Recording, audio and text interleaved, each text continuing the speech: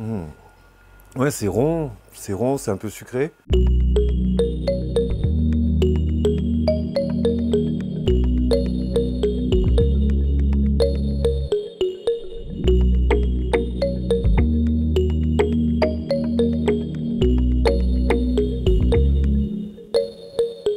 Installé à Sado depuis 12 ans, Jean-Marc poursuit son rêve, produire du vin sur l'île, un défi entre la passion et la nature. S'il y a des fleurs qui me plaisent, je sais pas, en forêt ou quoi, je reviens au moment où elles montent en graines, je prends des graines, j'essaye de les semer. Après, il y a des plantes que j'aime bien de l'Europe, que je connaissais bien, donc que j'essaye d'implanter parce qu'elles vont m'être utiles, ou simplement parce que je les aime bien, parce qu'elles sont belles ou autres. Après, il y a des plantes qui sont vraiment dans les jardins de Sado que j'avais envie d'implanter. Puis il y a des plantes qui étaient déjà là avant que j'arrive et que je garde parce qu'elles me plaisent, quoi. Donc il y a un petit peu tout. Ça fait un joyeux bazar. Moi, j'aime bien. Quand c'est tout mélangé, ça correspond assez à ce qui me plaît dans la vie. Voilà, donc il y a un peu de tout. Il y a des herbes aromatiques locales, il y a des herbes aromatiques européennes. On parlait de menthe, j'ai du thym, j'ai de la lavande. Il y a aussi du sancho, donc le poivre de Sichuan, des choses comme ça. Il est tout petit. Il est tout petit, je l'ai planté il y a 2 ans aussi, lui. Donc là, on a il est là. Tu vois, il est là. Il est là, il va faire des fleurs cette année, on va avoir quelques grains. C'est bon. C'est délicieux, moi j'adore ces odeurs. Donc moi j'aime bien quand c'est tout mélangé. J'ai toujours travaillé avec la nature, dans la nature. Je pense que je ferai ça jusqu'à mon dernier souffle parce que c'est mon mode de vie en fait. C'est juste mon mode de vie et j'imagine pas pratiquer mon métier d'une autre façon. Donc ça pour l'instant c'est une pépinière. Là, pour l'instant on a surtout un cépage assemblé, recherché ici. Ça fait du rouge. Je travaille avec des cépages japonais parce que si c'est pour faire la même chose qu'en Europe, c'était pas la peine de traverser la planète. C'est pas d'arriver et de faire hop, tout de suite des grands vins, c'est déjà de faire des vins agréables, de produire suffisamment de raisins pour que éventuellement le vin devienne une ressource économique pour l'île.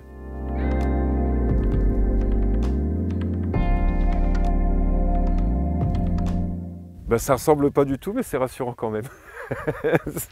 Si on veut, ouais, moi c'est comme ça que je le vois. C'est rassurant. On est dans un monde ici qui est rassurant, qui a une dimension humaine, qui prend encore le temps de vivre. Le projet de production de vin à Sado progresse pas à pas. Voici la toute première cuvée, élaborée pour l'instant avec des cépages provenant d'autres régions japonaises.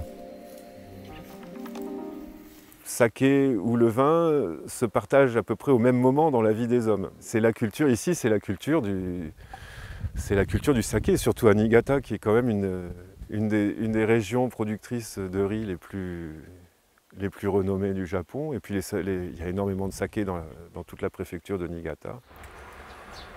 Konnichiwa. Hi. Hi. Jean-Marc nous fait découvrir son producteur de saké préféré. Heimi Shuzo, fondée en 1872 et parmi les plus réputées de l'île, cette maison perpétue l'art de saké avec du riz local et l'eau pure de la région. Mais ici j'aime bien, c'est pas une très grosse maison, donc ça rappelle les domaines familiaux pour le vin. Donc c'est ce que j'aime bien, il y a une dimension humaine qui me plaît. Et j'aime beaucoup boire leur saké. Hai, arigatou gozaimasu.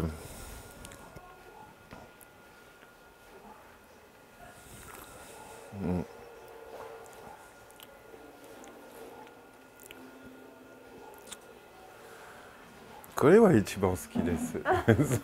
Hontou. 米の甘みと香りと感じやすくなります。そう、多分だから一番好きですね。だいたい売ってる日本酒っていうのが、火入れを2回しているのが、イタルは1回だけなので、よりちょっと生に近いフレッシュ、若い感じ、若い感じで、ちょっと口当たりも柔らか軽くなる、する。Ouais, c'est rond, c'est un peu sucré.